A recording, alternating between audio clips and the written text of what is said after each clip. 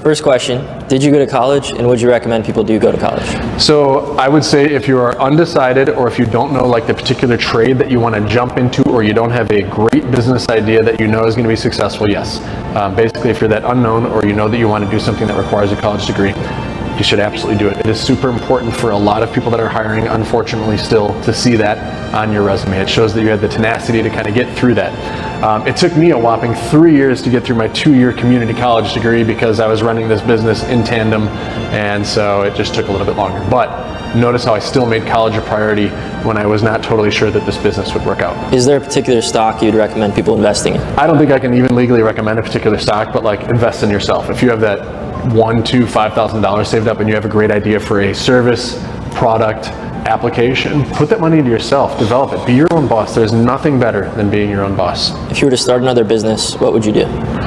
Right now, like I don't want to say I'm burned out because I give this business everything that I have. Like this is oftentimes still 80-hour-a-week commitments, and so I need to put all my focus into this. Like I've sold a lot of my real estate, I've sold a lot of my other businesses. This is my focus, this is what I want to grow the most. But like if I had to do something, there were a few ideas that I have. I think I would probably try to start some sort of like app for the phone, because I think it takes a lot of money up front, but I think those can generate money the quickest. But if I was just someone starting out and didn't have a ton of money, I'm finding some kind of product. I'm finding some existing product, tweaking it, or finding an all new product that can help serve people, and developing that and building it and selling it to the masses, because that's probably the easier of that between that and an app. What was the hardest part about starting your own business, and how did you overcome that? I think it was just like not having money. Typically when you have money, you have connections. You can borrow money from people. You can get connected better to accountants, attorneys, other like-minded business owners, and I had none of that. I started with absolutely nothing. So I think it was just like breaking that rut of being poor and just having the confidence in myself to go. I was so nervous when I went and talked to these business people at this American Eagle wheel that sold me that 077, and just getting over that hurdle was huge for me. And there's all kinds of things that come along the way, right? There's always big, huge challenges that freak you out.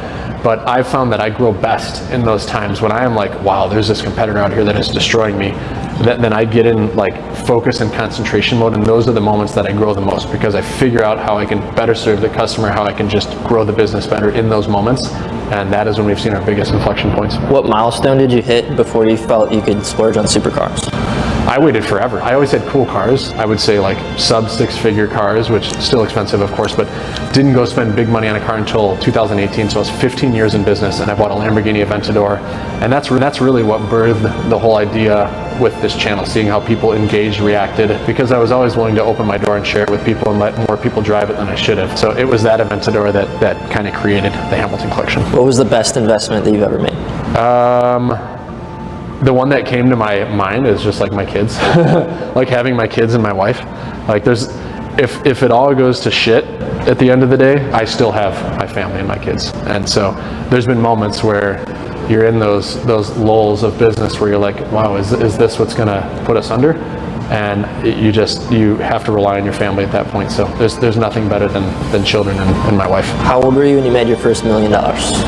First million, I would say it took a while. I'd say probably on 30. So you were 10 years in business before you made your first million. Yep. That's awesome. What were the hardest obstacles to overcome in your business? One that comes to mind is 2020 when stimulus money hit.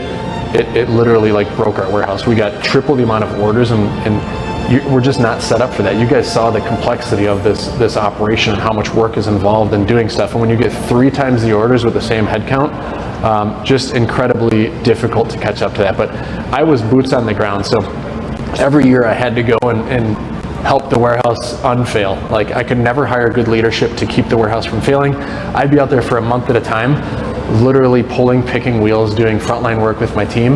And there's a lot that I learned from that. I've worn every hat in this company, and I think even being out there, you just learn how the business works, and you learn how you can grow it from the highest level by doing the lowest level things. Now, I'm super thankful because that's right about the time we hired our COO, CEO, and the rest of our C-suite. And something Rick has done as my chief operating officer is I have never had to come and rescue the warehouse since he has been here in 4+ years. They have always maintained and kept up with stuff meticulously. So I'm incredibly thankful for him and my CEO and Brian, my CPO, and the whole team here. That whole kind of period from the huge influx to money to the falling off of all the stimulus money was by far the most challenging in this entire business. But we have persisted, we have grown, and we have some freaking amazing team members that stuck through it, because those were some tough times. Thank you guys all.